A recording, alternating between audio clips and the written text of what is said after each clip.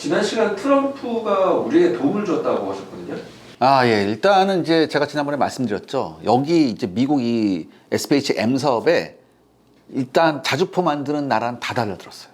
우리나라, 독일, 뭐 영국, 이스라엘, 뭐 프랑스 다 달라들었는데 이 중에 라인메탈 ICH-15는 복서 차륜형 장갑차를 기반 차대로 하고요. 제너럴 다이내믹스는 피라냐 차륜 장갑차를 기반 차대로 사용합니다. 그리고 나머지 후보들은 뭐예요? 모두 트럭을 기본으로 사용합니다. 과거에 한화 에어로스페이스 관계자한테 여러 후보 중에 가장 위협적인 후보, 그러니까 가장 유력한 후보가 누구냐고 한번 물어본 적이 있었어요. 당시 관계자는 역시 독일 라인메탈의 RCH-15와 제너럴 다이나믹스 KNDS 연합이 가장 강력한 경쟁자가 될 것으로 봤습니다. 왜냐하면 제너럴 다이나믹스가 미국 회사니까 이거 컨소시엄 회사가 좀 메리트가 있다 이렇게 생각한 거지. 그리고 이 라인메탈하고 이 제너럴 다이나믹스 컨소시엄 두 회사 모두 이게 차륜형 장갑차 기반이라고 했잖아요. 근데 여기에는 동일한 독일제 AGM이라고 불리는 무인 포탑이 올라가 있습니다. 여기서 AGM 포탑은요, 2010년대에 이미 완성되어서 오랫동안 사격 테스트를 진행해 왔어요. 그렇기 때문에 경쟁사 무인 포탑 중에서 가장 신뢰성이 높다는 평가를 받고 있었습니다. 추가해 RCH-15에는요, 이동간 사격, 그러니까 적의 탐지와 대포병 사격을 피해서 저속으로 이동하면서 사격하는 능력을 세계 최초로 선보이기도 했었죠. 그리고 이 RCH-15는요, 세계에서 가장 비싸고 성능이 우수하다는 복서 차륜 장갑차를 차대로 활용하고 있다고 제가 말씀드렸잖아요. 근데 이 장갑차는요, 온대 지역에서는 궤도식 자주포와 비견될 수준의 야지 기동 성능을 가지고 있습니다.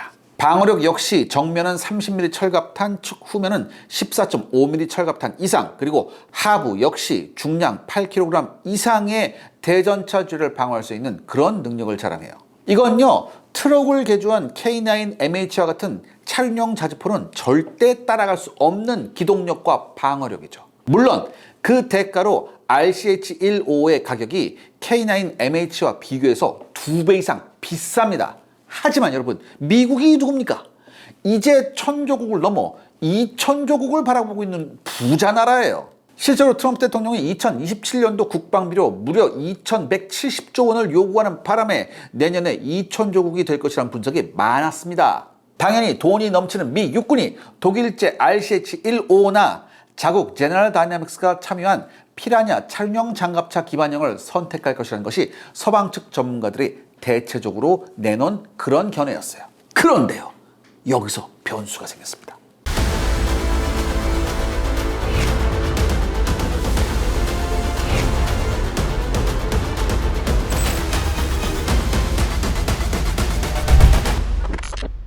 무슨 변수가 있었나요?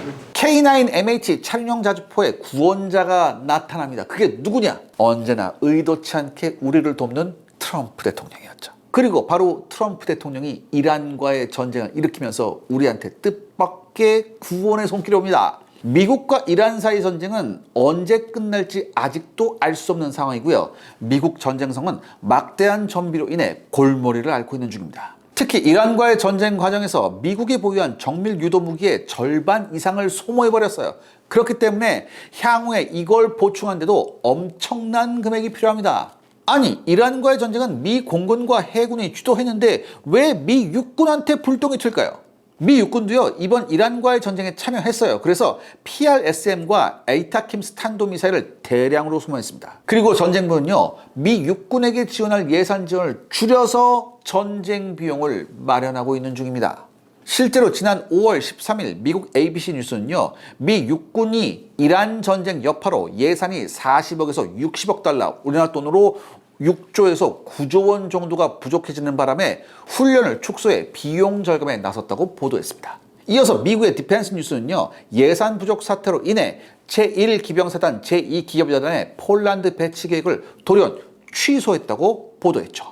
이번에 트럼프 대통령의 지시에 의해서 한미 연합훈련이 축소된 것도 같은 맥락이라는 견해가 있을 정도입니다. 문제는 미 전쟁부와 미 육군의 예산 부족이 장기화될 가능성이 높다는 것입니다. 트럼프 대통령은 내년 2027년 국방비에 대폭적인 증액을 요구했지만 전쟁에 반대하는 입장인 민주당이 이걸 순순히 허가할 가능성이 제로에 가깝습니다.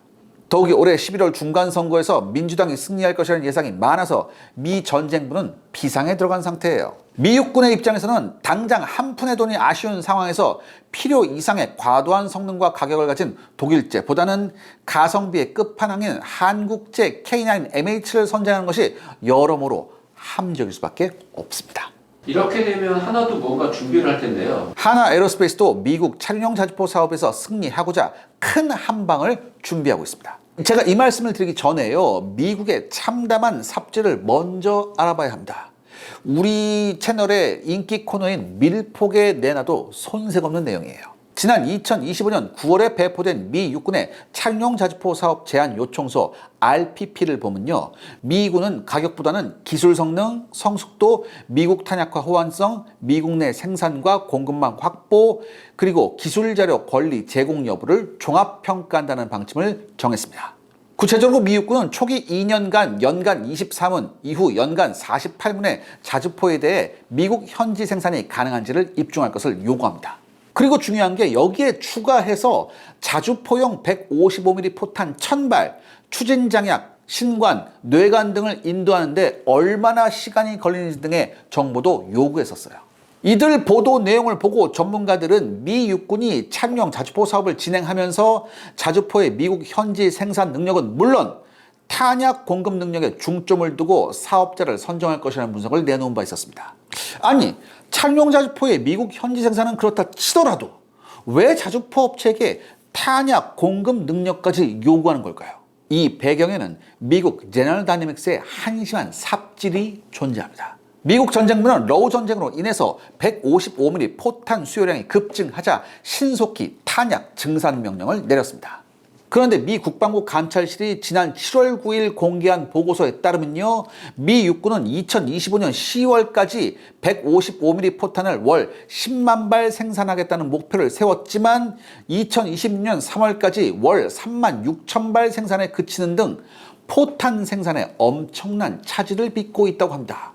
왜 이런 일이 벌어졌을까요? 미국의 제너럴 다이내믹스는 러우 전쟁에 대응해서 텍사스 메스키트에 첨단 155mm 탄약 생산시설을 건설하겠다는 프로젝트를 제출합니다.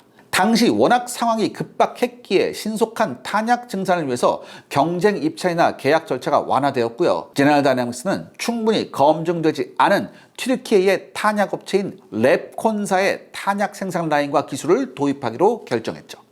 기존 탄약 생산의 경우 강철제 탄체를 가열한 이후에 대형 망치로 두드리는 단조공법으로 제작됩니다. 그렇기 때문에 생산에 많은 시간을 필요로 했죠. 그런데 이와 비교해 랩콘이 사용한 플로우 포밍 기술은요, 가열된 금속 탄체를 대형 롤러를 사용해 압축시키는 방법을 사용해서 포탄의 탄체를 생산했습니다. 이 플로우 포밍 기술은 기존 단조 기술과 비교해서 생산 속도가 빠르고 하나의 생산 라인으로 다양한 포탄을 제조할 수 있는 장점이 있습니다.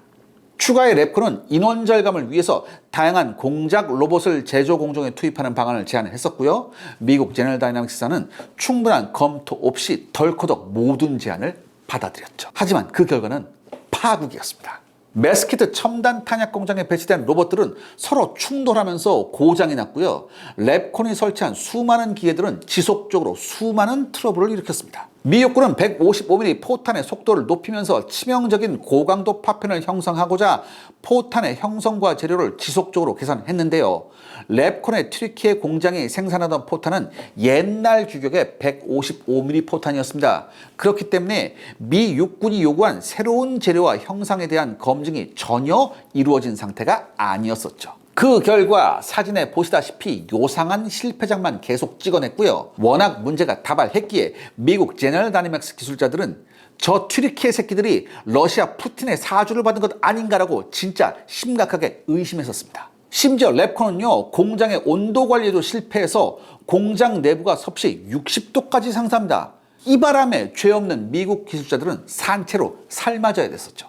이렇게 제너럴 다이내믹스의 메스키트 탄약 공장은요, 2024년에 개장한 뒤에 무려 5억 3,300만 달러, 그러니까 7,460억 원의 예산을 투자 받았음에도 미 육군 규격을 만족하는 포탄을 단 한 발도 생산하지 못했고요.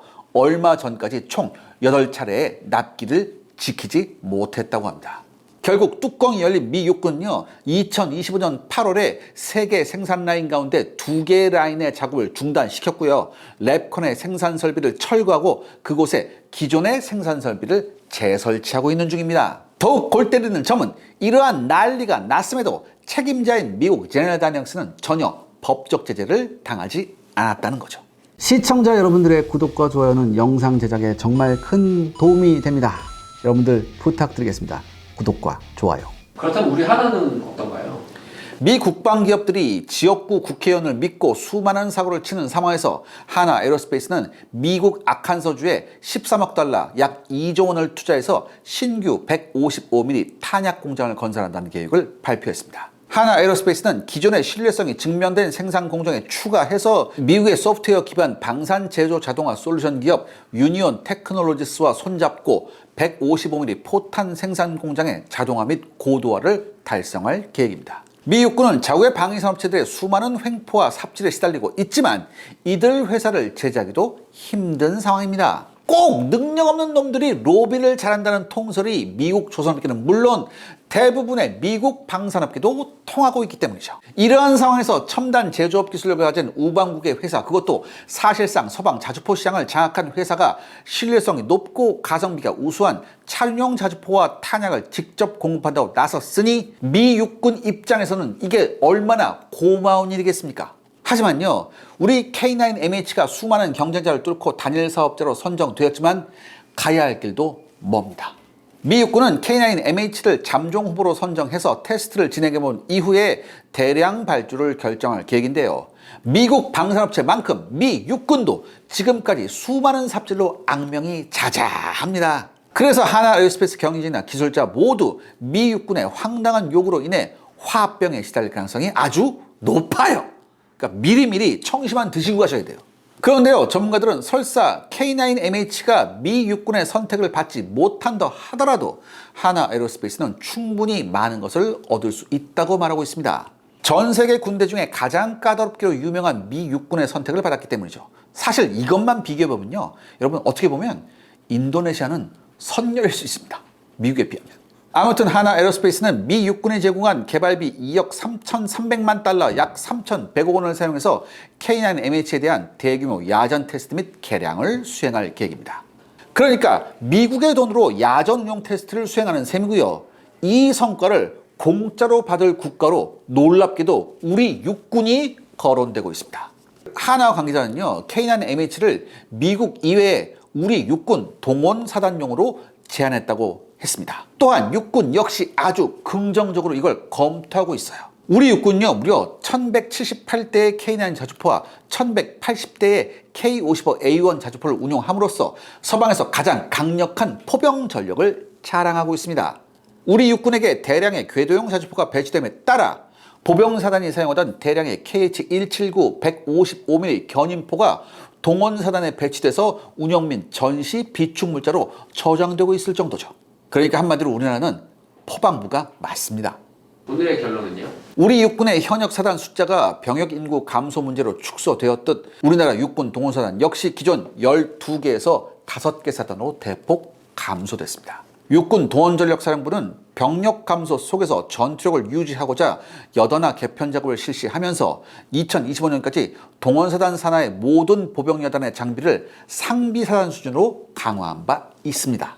하지만 포병전력만큼은 여전히 155mm 견인포를 사용하고 있었는데요. 이들 견인포는요, 한 문의 운용에 무려 14명이나 되는 병력이 필요합니다. 여기에 기동성도 현저히 떨어져서 현대 드론 전장에서 절대 살아남을 수가 없어요.